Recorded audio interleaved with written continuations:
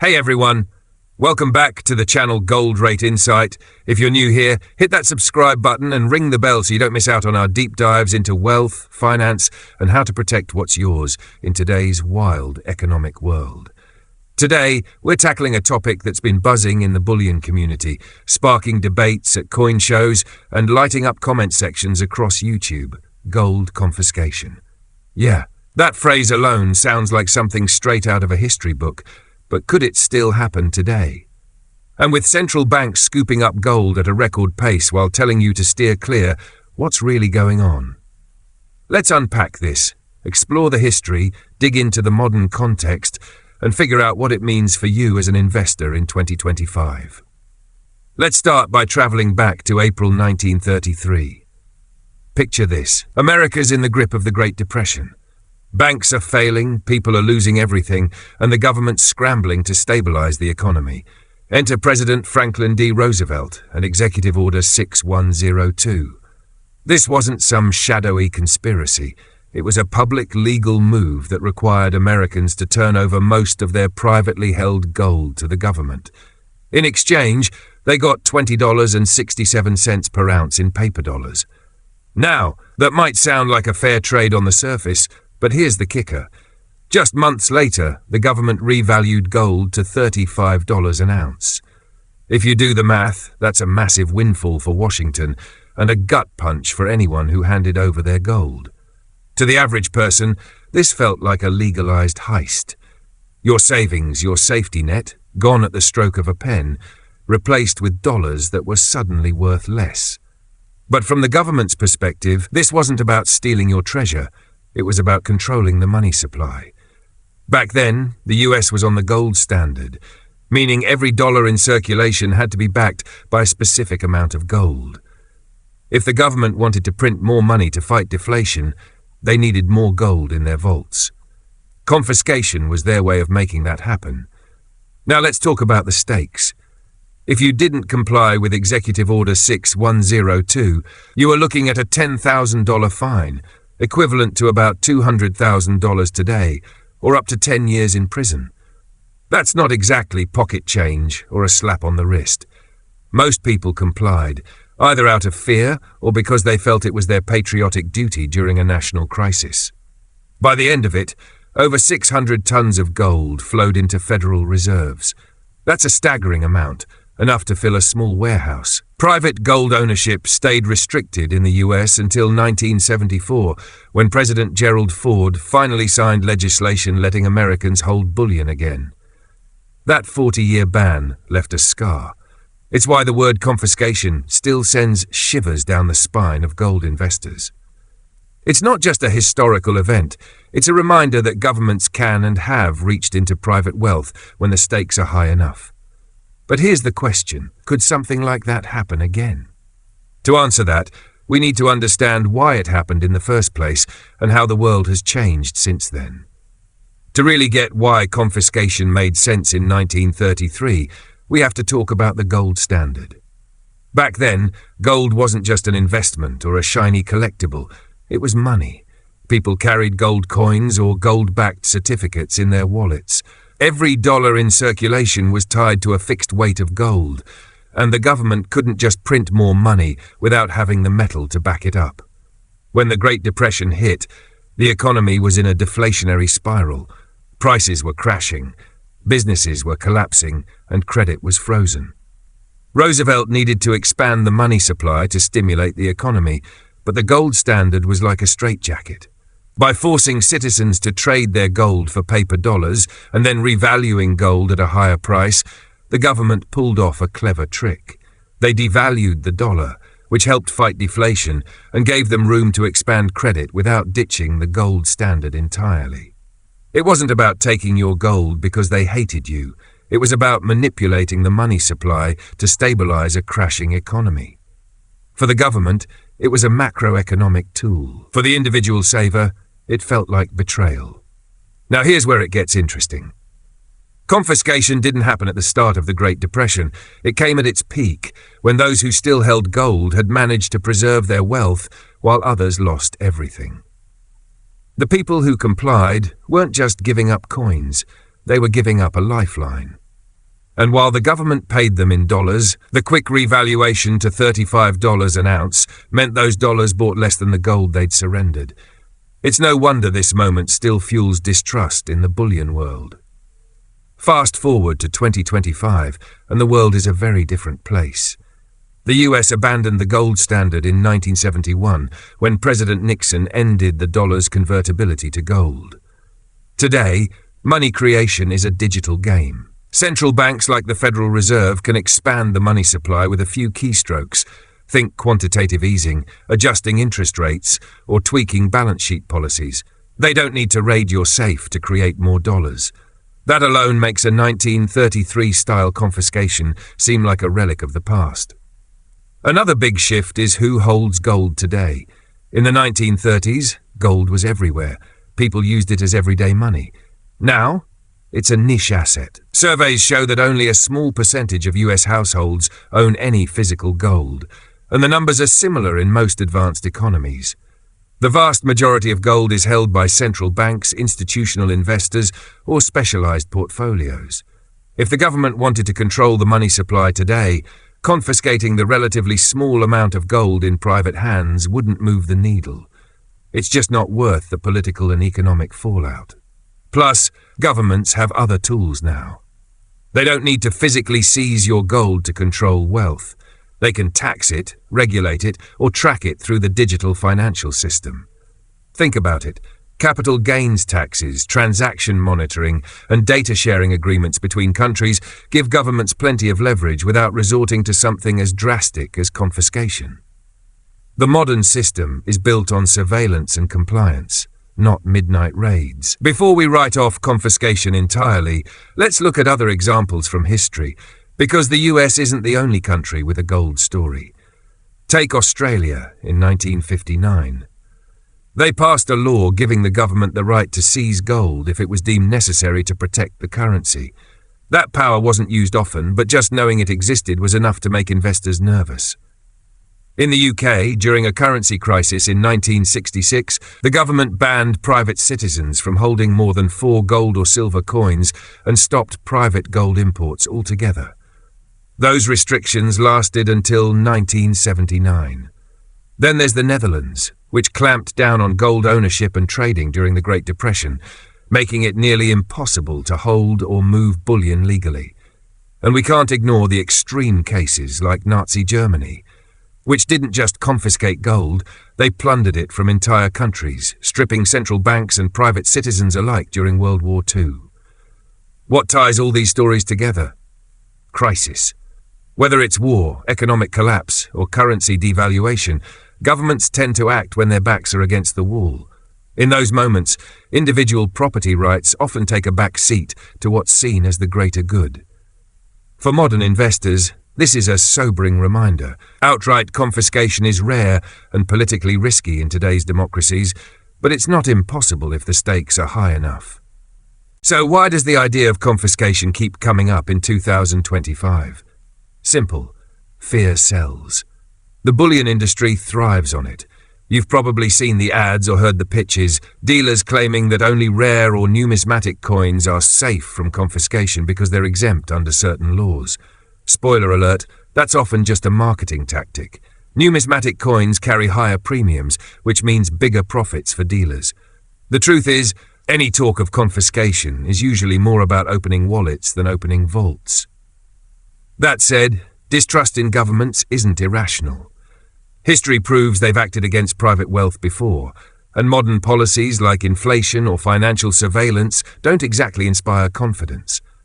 The real risks today aren't about someone knocking on your door to take your gold. It's about the slow erosion of your wealth through taxes, inflation, or regulations. Those are the quiet threats that chip away at your savings over time. Now let's talk about something that's been making waves lately: gold revaluation. The US Treasury still values its gold reserves at a laughably outdated price of $42.22 per ounce. Compare that to today's market price, which is hovering around $3,300, and you can see the disconnect. If the government revalued its gold to match the market, it could book a paper gain of over $750 billion. That's not chump change, especially when the US is grappling with debt-ceiling fights and fiscal strain. There's even been talk of linking gold revaluation to bold ideas like the Bitcoin Act, which proposes creating a strategic Bitcoin reserve. Former President Trump has thrown fuel on the fire by suggesting an audit of Fort Knox, stirring up speculation that gold could play a bigger role in US finance again.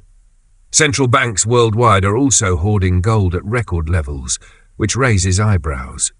If they're stocking up, why are everyday investors told to look the other way? Revaluation doesn't mean confiscation. It's just an accounting move to assign a higher value to the government's existing gold. It doesn't directly affect your holdings, but it does shift the conversation. If gold becomes a bigger part of the financial system, could governments decide they want more of it?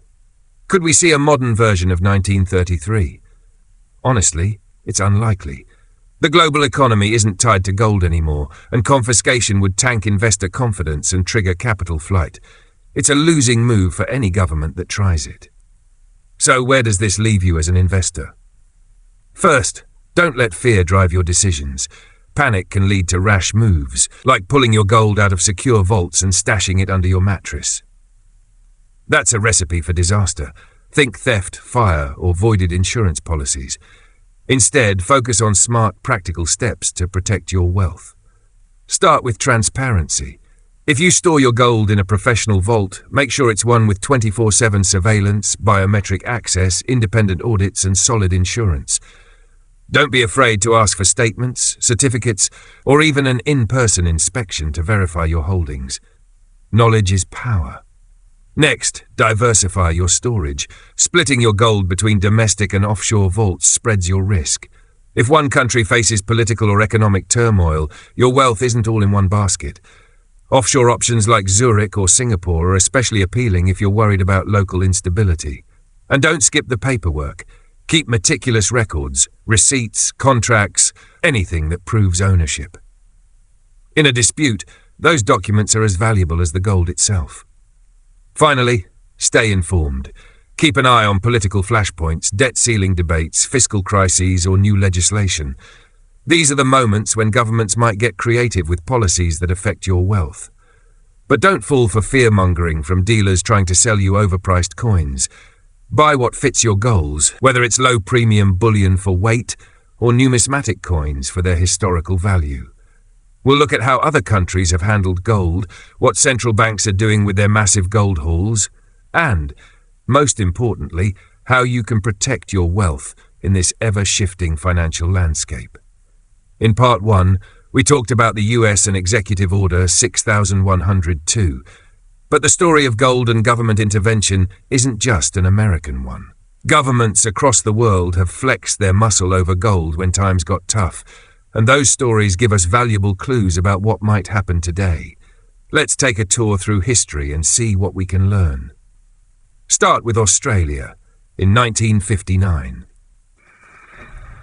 They didn't go full-on confiscation like the US, but they passed a law that gave the government the right to seize gold if it was deemed necessary to protect the national currency. Imagine that. A law just sitting there, ready to be used if the government decided it needed your gold. It wasn't enforced often, but the mere existence of that power made investors nervous. It's like having a sword hanging over your head. You don't know when it might fall, but you know it's there. Then there's the UK in 1966. The British pound was under pressure, and the government responded by clamping down on gold. They banned private citizens from holding more than 4 gold or silver coins and blocked private gold imports entirely. These rules stayed in place until 1979, over a decade later. The UK wasn't in a depression, but currency weakness was enough to make them limit gold ownership. It's a reminder that governments don't need a full-blown crisis to act. Sometimes a wobbly economy is enough. The Netherlands took a similar approach during the Great Depression. They didn't outright confiscate gold, but they made it incredibly hard to own or trade it legally. Strict controls on gold movement meant that holding bullion was more trouble than it was worth for most people. And then there's the extreme end of the spectrum, Nazi Germany. During World War II, they didn't just restrict gold, they plundered it. They stripped gold from central banks and private citizens across occupied Europe, amassing a fortune to fund their war machine. It's a grim example, but it shows what happens when a government faces existential stakes and throws property rights out the window. What do all these cases have in common? Crisis. Whether it's a currency collapse, a war, or an economic meltdown, governments tend to act when they feel the system is at risk. For modern investors, this is a wake-up call. Outright confiscation might be rare in stable democracies today, but history shows it's not impossible. When push comes to shove, governments prioritize their survival over your savings. Now, let's talk about the elephant in the room: central banks. If you've been paying attention to the gold market, you've probably noticed something curious. While governments and financial advisors often downplay gold as an investment for regular folks, central banks are buying it up like there's no tomorrow. In recent years, they've been stockpiling gold at a record pace. Countries like China, India, Russia, and even smaller players like Turkey and Poland have been adding to their reserves. Why? What do they know that we don't? First, let's set the stage. Central banks hold gold as part of their foreign exchange reserves, alongside currencies like the US dollar or the euro. Gold is a hedge against currency devaluation and geopolitical uncertainty. When trust in fiat currencies like the dollar starts to wobble, gold becomes a safe haven. And right now, with global debt levels soaring, trade tensions simmering, and questions about the dollar's dominance, central banks are clearly hedging their bets. Take China, for example. They've been quietly increasing their gold reserves for years, and some analysts believe their official numbers understate their actual holdings. Russia's another big player. They've been dumping US Treasury bonds and buying gold to reduce their reliance on the dollar. This isn't just about economics, it's about geopolitics. Gold is a neutral asset, not tied to any one country's financial system. If the global order shifts, say if the dollar loses its status as the world's reserve currency, gold gives central banks a fallback. But here's the part that raises eyebrows. While central banks are hoarding gold, mainstream financial advice often tells regular investors to avoid it. Gold doesn't pay dividends, they say. It's a relic, not an investment. Yet the same institutions that downplay gold for you are loading up their vaults with it. That disconnect is hard to ignore. It's like they're preparing for something they're not telling us about. This brings us to the idea of gold revaluation, which we touched on in part 1. The US Treasury still values its gold reserves at $42.22 per ounce, a price set decades ago. Meanwhile, the market price is over $3,300. If the US decided to revalue its gold to reflect current prices, it could record a paper gain of over $750 billion. That's a massive number, especially when the government is wrestling with a national debt that's pushing $35 trillion and recurring debt ceiling dramas. Revaluation isn't about moving gold bars around, it's an accounting maneuver. The government assigns a higher value to its existing reserves, which improves the look of its balance sheet. It doesn't pay off debt directly, but it can make a country appear more solvent, ease liquidity constraints, and give policymakers some breathing room. Other countries have done this before. In the past, nations like Germany and Italy revalued their gold reserves to shore up their finances during tough times. Now, here's where things get spicy. There's been talk in the US about tying gold revaluation to bigger ideas, like the Bitcoin Act. This proposal, which has been floating around in 2025, suggests creating a strategic Bitcoin reserve and possibly revaluing gold to support it.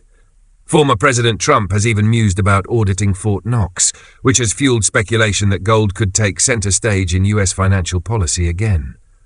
Does this mean confiscation is back on the table? Not necessarily. Revaluing government gold doesn't require taking yours. There's no legal link between the Treasury's accounting and your private holdings, but it does change the conversation. If gold becomes a bigger part of the financial system, governments might start eyeing private gold as a resource. Could they impose new taxes, regulations, or reporting requirements? Absolutely. That's the real risk, not a 1933-style grab, but a slow squeeze through policy. So, let's get practical. What are the actual threats to your gold in 2025? Forget the image of government agents knocking on your door. The dangers today are subtler but no less real.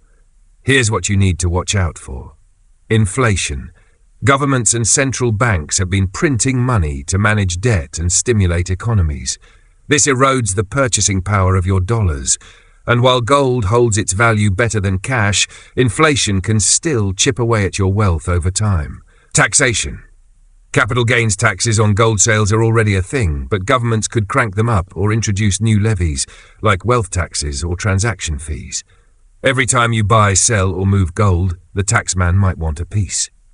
Financial surveillance. The shift to digital payments and the rise of central bank digital currencies, CBDCs, means governments can track transactions like never before. Gold stands out in a world of digital money because it's physical and private. That makes it a target for reporting requirements or cross-border monitoring. Regulatory creep. Governments don't need to confiscate gold to control it. They can impose rules on storage, sales, or transfers. For example, they could require all gold to be held in approved depositories or limit how much you can move offshore. These risks aren't as dramatic as confiscation, but they're more likely. They're the slow, steady grind that can erode your wealth without you even noticing, until it's too late. All right, let's talk solutions. If you're holding gold or thinking about it, here's how to stay ahead of the game in 2025. Diversify your storage. Don't put all your eggs in one basket. Spread your gold across multiple jurisdictions. Keep some at home for quick access if you want, but store the bulk in secure, professional vaults, both domestic and offshore. Why? Political and economic risks are always localized. If one country tightens the screws, your offshore holdings are out of reach. Places like Zurich, Singapore, or even Texas offer top-tier vaulting options with round-the-clock security, biometric access, and independent audits. Go physical, not paper. Exchange-traded funds, ETFs, might seem convenient, but they come with counterparty risk. If the financial system hits a rough patch, your ETF could be tied up in a failing institution. Physical gold, specific bars or coins in your name, is the ultimate insurance policy. Make sure your gold is allocated, meaning it's yours and yours alone, not part of a pooled account. Keep impeccable records documentation is your shield. Keep every receipt, contract, and certificate that proves you own your gold. If there's ever a legal or regulatory dispute, those papers are your proof. Store them securely, both physically and digitally, and make sure they're easy to access if you need them. Stay informed, watch the news, but don't get sucked into the hype. Debt ceiling fights, fiscal crises, or new laws like the Bitcoin Act could signal changes in how gold is treated. Follow reputable sources and don't fall for dealers pushing confiscation-proof coins at inflated prices.